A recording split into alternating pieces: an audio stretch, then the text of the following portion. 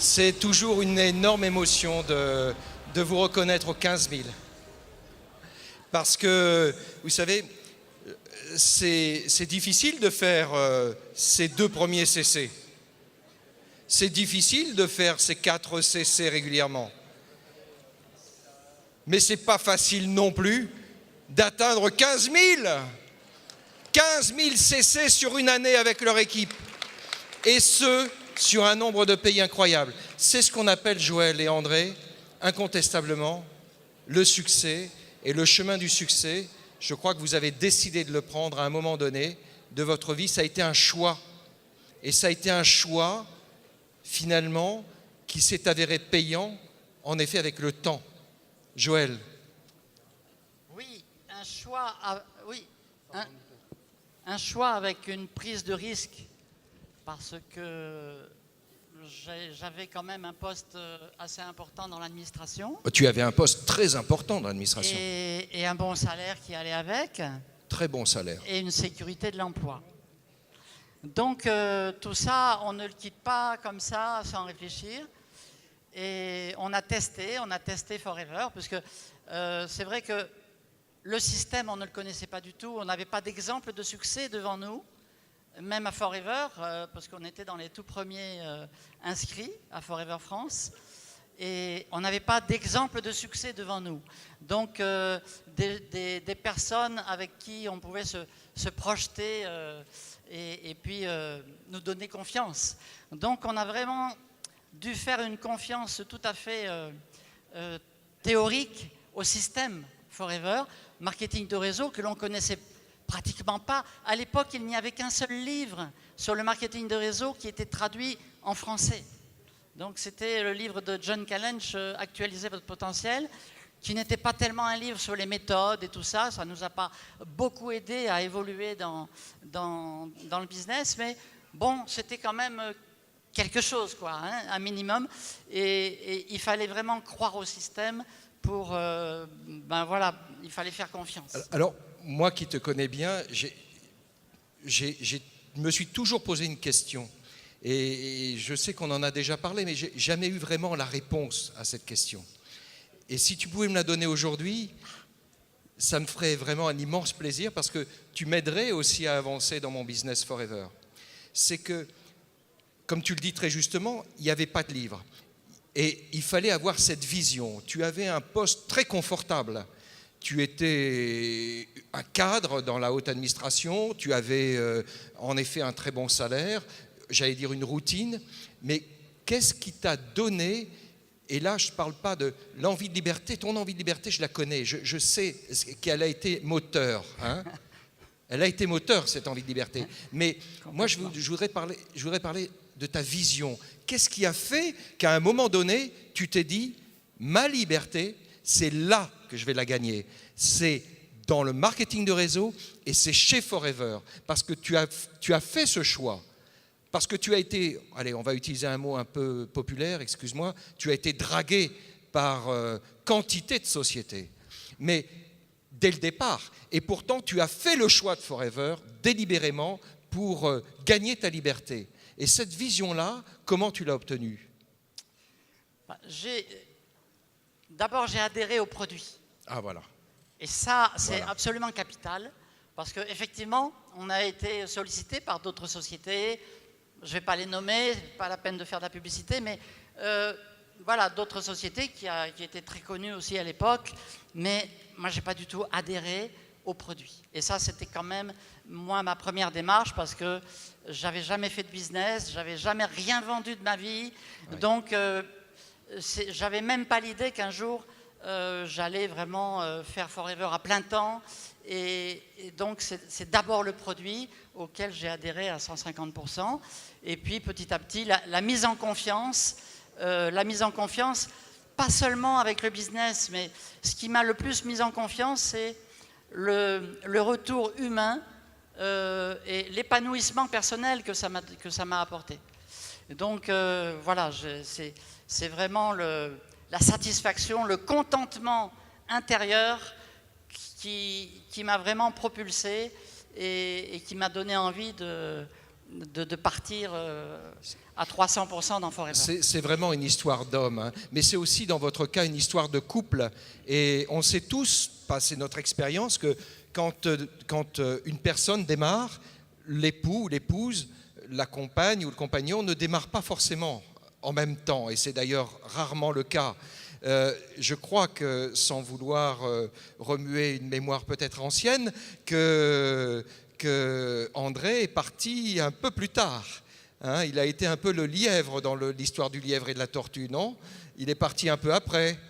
Oui. Alors, comment on gère ça quand on a cette vision et cette détermination que tu avais? Mais c'est un lièvre qui savait compter et lire les chiffres.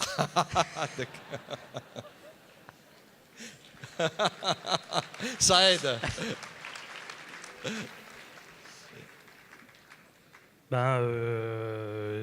D'abord, c'est moi qui ai découvert cette affaire et je lui ai transmis à elle. Et c'est elle qui effectivement au bout de 2 mois, accroché là-dedans. Et puis, quand j'ai vu qu'elle était devenue animatrice, je ne me suis pas trop posé de questions parce que je voyais les sous arriver. Et puis, je me disais, tiens, ça va nourrir un petit peu mon ambition de belle maison. Parce que moi, j'ai vu mes parents travailler toute leur vie, trimer comme des dingues, et puis finalement pas profiter de ce qu'ils avaient. Donc, je m'étais dit que je ne voulais pas faire comme ça et qu'il fallait qu'on trouve vraiment une solution pour pouvoir assouvir mon envie, on va dire ça comme ça aussi. Et puis, ça n'a pas duré longtemps, ça a duré que 4 mois. Enfin, 2 mois dans un premier temps, 4 mois dans un autre. Parce qu'au bout de 4 mois, mon épouse faisait ma paye. Donc, je me suis dit, OK, il y a quelque chose à faire dans Forever. J'ai été voir le banquier, je lui ai dit, donnez-moi mon plan d'épargne logement. Le mec, il s'arrachait les derniers cheveux qu'il avait sur la tête. Il me disait, mais monsieur Poli, qu'est-ce que vous allez faire? Vous vous rendez compte? Vous ne savez pas où vous allez. Vous me dites que vous voulez vendre des produits naturels et tout ça. C'est complètement pas le moment actuellement. Donc, je lui ai dit, donnez-moi mon fric et puis on s'en va, quoi. Enfin, un vrai banquier, quoi. Hein. Oui, voilà. Ouais. Et donc, excusez-moi s'il y a des banquiers dans la salle. Voilà. Mais ils peuvent prendre de la graine, hein, par rapport au chèque qu'on voit là sur les écrans. Donc ça veut dire que Forever, c'est pas une petite affaire, comme le disait Eden tout à l'heure, c'est vraiment quelque chose de big, big, big. Et vous pouvez donc y participer, et vraiment y participer pleinement. Nous, c'est ce qu'on a fait. J'ai rejoint Joël au bout de 4 mois, un petit peu avant quand même. Je me suis impliqué, on a fait quelques actions, on est devenu manager en 4 mois aussi. Wow. Et puis après, on ne s'est plus trop posé de questions. J'ai envie de retenir ça quand même. Manager en 4 mois, manager diamant, GLT exécutive, 15 000 caisses, et ce n'est pas d'aujourd'hui, c'est une sacrée constance. Joël nous disait il y a un instant, il y a une histoire humaine. Elle nous parlait de cette histoire humaine, de cette relation qui l'a tenue finalement en haleine dans son business. Moi qui ai eu la chance de vous voir très près des dirigeants, même du fondateur de Forever, Rex, j'ai vu dans la relation que vous aviez, la manière dont dont vous parlez, la manière dont vous faites cette accolade, là, vous savez, cette accolade américaine, c'est incroyable. On sent, j'ai presque un frisson quand je vous vois. Vous retrouvez presque un parent, là, non? De toute façon, Rex et sa famille, hein, pour les nommer, ils feront partie toujours des personnes qui nous ont mis le pied à l'étrier, enfin qui nous ont montré la voie surtout. C'est vraiment des gens extraordinaires. Et puis, j'ai pas honte de le dire, mais Rex, c'est mon deuxième papa, quoi. Wow. De cœur. Wow. C'est vraiment quelqu'un pour qui on a vraiment beaucoup de considération. Et je voudrais vous dire que sans Rex, sans sa famille et sans Forever, on ne serait pas Forever. Donc on lui doit beaucoup de choses. Et quand effectivement on se fait le big hut avec Rex, c'est vraiment le cœur qui parle. Parce qu'on est quand même rentré dans sa chambre à coucher. C'est vrai. Ah la oui, salle c'est de vrai. bain. C'est oui, vrai. non, mais Rex nous a ouvert les portes de sa maison, De sa maison. où il vit réellement. Et j'ai même une photo de toi dans la voiture de sa femme. Absolument. Elle absolument. avait essayé la voiture Ouais. de Ruth. Donc c'est vraiment quelqu'un qui fait partie de la famille et puis qui a transformé notre vie, quoi. Alors, tu dis souvent une chose, parce que tout à l'heure je parlais de la petite roue qui entraîne la grande roue sur les produits, et ça c'est, je peux le dire maintenant, je t'ai chippé ça et je le répète partout, parce que c'est la plus belle image que je puisse avoir du marketing de réseau, et particulièrement du marketing for réseau forever. Mais juste une dernière chose, parce qu'on pourrait parler une soirée entière, je pense qu'un bon nombre de gens qui pourraient rester nous écouteraient, mais je voudrais juste que tu me parles d'une chose qui te tient à cœur, parce que quand même, Joël a construit avec son époux un business. Dans combien de pays, Joël? 12, 13. 12, 13 pays. On reçoit, 12-13 pays effectivement, mais on reçoit des bonus recap de 25 pays. 25 pays. Numéro 3 au monde, vous avez entendu tout à l'heure, ils ne sont pas numéro 1 en France, mais ils sont numéro 1 dans plein de pays. Mais de toute façon, le business de Forever, il n'est pas France, il est global. Mais Joël, pour revenir à ce que je te disais il y a un instant, tu as toujours valorisé une chose qui est importante dans ta démarche, et je dirais dans ce que tu es, dans la femme que tu es, c'est cette relation aux autres. C'est le fait de construire une relation, mais une vraie relation avec les gens à qui tu présentes l'affaire et qui te font confiance. Oui, carrément, ça c'est le marketing relationnel, donc il faut que ce soit bien compris, parce que ça peut prendre du temps de comprendre certaines subtilités dans cette activité. On peut parfaitement maîtriser, avoir une compétence parfaite sur le business, et pour autant l'affaire ne décolle pas très bien, parce qu'il y a des subtilités, il y a des aspects très subtils qui peuvent prendre du temps à bien comprendre. C'est que on est là pour faire passer des messages, et le message peut être absolument parfait, mais il faut que le vecteur, le tuyau dans lequel vous faites passer le message, il faut aussi qu'il soit parfait. Si vous lancez un message parfait, mais que ça ne passe pas dans le tuyau, c'est-à-dire si la relation n'est pas au top, 5 sur 5, mais le message n'arrive pas à l'autre bout. Et la meilleure façon de faire passer les messages, c'est de le faire dans le cadre d'une relation amicale. Un ami qui parle à un ami, il n'y a rien de plus puissant. C'est vrai. Et tant que vous n'avez pas développé cette relation amicale avec quelqu'un, le message, il va passer à 50%, 60%, mais il n'aura pas la puissance. Et tout à fait. Il y a un message qui est absolument magique. Et bon, j'ai eu la chance de le recevoir aussi pour le comprendre. C'est quand quelqu'un vous dit, votre parrain, votre marraine vous dit, ce que j'ai fait, tu peux le faire. S'il n'y a pas une relation amicale, ce message ne va pas porter grand-chose. C'est vrai. Mais quand on est amis et que quelqu'un vous dit, mais tu peux le faire. Vous m'entendez là, tout le monde? Ce que nous avons fait, vous pouvez le faire. Vous avez bien entendu? Vous pouvez le faire. Et ça, c'est très puissant. Moi, je me souviens tu te souviens le premier chairman que nous avons fait en Afrique? Oui. C'était une expérience assez extraordinaire.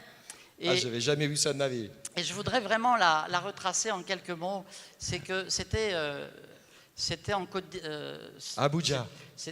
Oui, Abuja, Abuja. Mais ma qualification se passait en Côte d'Ivoire. Oui. Parce qu'à l'époque, je travaillais à 70% de mon temps en Afrique.